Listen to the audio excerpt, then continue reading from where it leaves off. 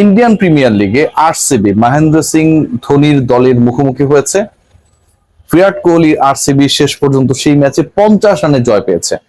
এই জয়ে আরসিবি টেবিলের টপে চলে গেছে। এখন পর্যন্ত মাত্র 2টা ম্যাচ হয়েছে, এটা নিয়ে আসলে খুব বেশি আশাবাদী হবার কিংবা খুব বেশি নিরাশ হবার কোনো কারণ নেই, কিন্তু আরসিবি টপে চলে গেছে, এটা একটা বড় নিউজ। আরসিবি টপে চলে যাওয়ার থেকেও আমার কাছে মনে হয় যে সবার অপেক্ষা ছিল মহেন্দ্র সিং ধোনি যখন চেন্নাই সুপার কিংস আরসিবি দেয়া প্রায় 200 রানের লক্ষ্য তাড়া করছিল, তিনি কখন ব্যাট করতে আসবেন, মহেন্দ্র সিং ধোনি কখন ব্যাট করতে আসবেন সেই অপেক্ষা যেন ফুরোয় না। টিম ম্যানেজমেন্টের পরিকল্পনা কি সেটা আমরা জানি না, তবে সেই পরিকল্পনার ফলটা আমরা জানি। সেই পরিকল্পনার ফল হচ্ছে মহেন্দ্র সিং ধোনি যখন ব্যাট করতে আসলেন তখন 7 উইকেট চলে গেছে এবং তিনি নাম্বার 9-এ ব্যাট করতে আসলেন। নাম্বার 9-এ ব্যাট করতে আসা মহেন্দ্র সিং ধোনি শেষ পর্যন্ত 16 বলে 30 রান করেছেন, অপরাজিত থেকেছেন। শেষ ওভারে 2টা বিশাল ছক্কা মেরেছেন, একটা 4 মেরেছেন, 16 রান নিয়েছেন ওই একটা ওভারেই। মহেন্দ্র সিং ধোনি 9 নম্বরে ব্যাট করতে নেমেছেন রবিচন্দ্রন অশ্বিনের পরে। এটা যতটুকু অবাক করে আমার কাছে মনে হয়, সেই অবাক করা ব্যাপারটা ছাড়িয়ে যায় যে ধোনি যখন ব্যাট করতে এসে 16 বলে 30 রান করলেন, স্ট্রাইক রেট 187, সেটার থেকেও কি কারণে আসলে ধোনির উপরে ব্যাট করতে নেমে পড়লেন রবিচন্দ্রন অশ্বিন? কি কারণে মহেন্দ্র সিং ধোনির ব্যাটিং অর্ডারটা নাম্বার 9?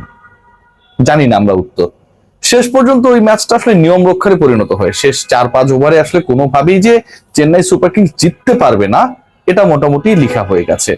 এর আগে ব্যাট করতে নেমেছে আপনারা সবাই জানেন রয়্যাল চ্যালেঞ্জার্স বেঙ্গালুরু, খেলা হয়েছে চেন্নাইতে চিপাকের সেই স্টেডিয়ামে। আমরা যেখানটায় মুস্তাফিজের পারফরমেন্স দেখার জন্য অধীর আগ্রহ অপেক্ষায় থাকতাম, যখন তিনি শেষ ম্যাচটা খেলে গেল আইপিএল কে বিদায় জানিয়ে দেশে প্রত্যাবর্তন করলেন, jointly he was the highest wicket taker, Chennai super kings এর হাইয়েস্ট উইকেট টেকার। সেই মুস্তাফিজ এবার নেই, সেই আলোচনা আমি আসবো।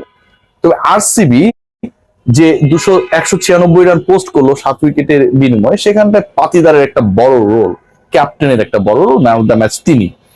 32 বলে করেছেন 51 এবং 160 স্ট্রাইক রেটের ওই ইনিংসটা আসলে ব্যবধান করে দিয়েছে। ওই ইনিংসটা আসলে অনেক বেশি আশাবাদী করেছে 200-র কাছাকাছি করতে, কারণ যার প্রতি অনেক বেশি অ্যাট্রাকশন থাকে while RCB they are in batting, like Chennai bat করলে ধোনি কখন ব্যাট করতে আসবেন, ওই 9 নম্বরের পজিশনটা পর্যন্ত দর্শকরা অপেক্ষা করে ধোনি কি করেন দেখার জন্য। সেটা আবার আরসিবির ক্ষেত্রে বিপরীত, এত বেশি অপেক্ষা করা লাগে না। বিরাট কোহলি ওপেনিং এ নামেন, কি করেন কোহলি সেটা দেখার অপেক্ষা। কোহলি যেটা করেছেন, তিনি 30 বলে 31 রান করেছেন, 2টা 4 একটা ছক্কা মেরেছেন, 103 স্ট্রাইক রেটে ব্যাট করেছেন, সবাইকে হতাশ করেছেন। যদি এই ম্যাচটা কোনোভাবে আরসিবি হারতো, এখানটার সবচেয়ে বড় ভিলেন হয়ে যেতেন Virat Kohli for his slow batting. খেয়াল করে দেখবেন এই ম্যাচে কেন আসলে মুস্তাফিজকে আমার কাছে মনে হয় যথেষ্ট মিস করেছে মহেন্দ্র সিং ধোনির চেন্নাই। অনেকটা গাছ দেখিয়ে, অনেকটা নিবই না, পাত্তা দিলাম না, এই টাইপের একটা মনোভাব নিয়ে মুস্তাফিজকে আসলে দলভুক্ত করার ব্যাপারে তাদের একটা অনাগ্রহ ছিল আমরা বলতে পারি। এখন পারফরমেন্স নিয়ে আলোচনা করার সুযোগ নেই। মুস্তাফিজ গেল আইপিএল যখন এন্ট্রি করেছিল, তার আগে তার পারফরমেন্স খুব একটা সুবিধা ছিল না। জিম্বাবুয়ের মতো দলের বিপক্ষে, আফগানিস্তানের মতো দলের বিপক্ষে দুমায় মাইর খেয়েছে। সেই মুস্তাফিজকে তো খেলিয়েছে চেন্নাই, সেই মুস্তাফিজ 14টা ম্যাচ খেলেছে। তো এই যে এতগুলো ম্যাচ মুস্তাফিজ 14 উইকেট পেয়েছে, এতগুলো ম্যাচ যে মুস্তাফিজ ফাইনালি খেললো এবং খেলে এত ভালো করার পর দেশে প্রত্যাবর্তন করলো, সেই পার্টিকুলার ক্রিকেটারকে তারা ধরে রাখেনি। বিশেষ কোটায় তাকে দলে ফেরানোর সুযোগ ছিল, যদি কল করতো অন্য দলও কম্পিট করে তাকে দলে ফেরানো দিত, সেটাও করেনি। চিপাকের মাঠে, খড়ের মাঠে যেই ক্রিকেটার চেন্নাইয়ের হয়ে সবচেয়ে ইফেক্টিভ ছিলেন গেল মৌসুমে, সেই ক্রিকেটারকে তারা দলভুক্ত করেনি। এবং আজকের এই ম্যাচে চেন্নাইয়ের মাঠে চেন্নাই যখন খেলতে নেমেছে, যখন আরসিবি 196 রান পোস্ট করেছে, মুস্তাফিজের বোলিংটা যে আসলে মিসিং ছিল, মুস্তাফিজ থাকলে যে এই রানটা অন্যরকম হতে পারতো, সেই ব্যাপারটা ভাই প্রতিষ্ঠিত হয়ে গেছে।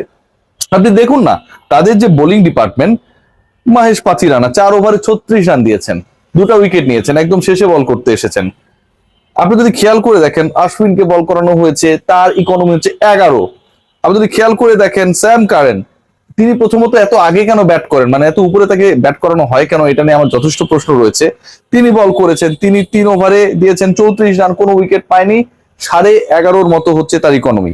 সো এরকম একজন বোলার বা এরকম একাধিক বোলার যারা ধুমিয়ে রান দিয়েছে, সেই জায়গায় তো মুস্তাফিজ অন্তত ওই মাঠে ওই উইকেটে একজন ভিন্ন কিছু হওয়ার সক্ষমতা রাখতেন। শেষ পর্যন্ত মুস্তাফিজকে তারা অ্যালাউ করেনি। মুস্তাফিজ এবারের আইপিএল এ মিসিং, কিন্তু মুস্তাফিজকে না নিয়ে চেন্নাই সুপার কিংস যে কিছুটা হলেও ভুল করেছে, এই পরাজয়টা তাদেরকে সেই রিয়েলাইজেশনটা দেবে। একটু পরে যখন ধোনিরা ঘুমাতে যাবেন, থিঙ্ক ট্যাঙ্ক হিসেবে যারা কাজ করবেন, ডেফিনেটলি মাথায় কাজ করবে they were short of a bowler like Mustafiz, specially in the field of wicket of Chepauk. সেখানটায় মুস্তাফিজ থাকলে ঘটনা অন্যরকম ঘটতে পারতো। ধোনির batting mind blowing, Virat Kohli disgusting, overall যে ম্যাচটা হয়েছে সেখানটায় জাস্ট মুস্তাফিজ মিসিং। সবাই ভালো থাকে।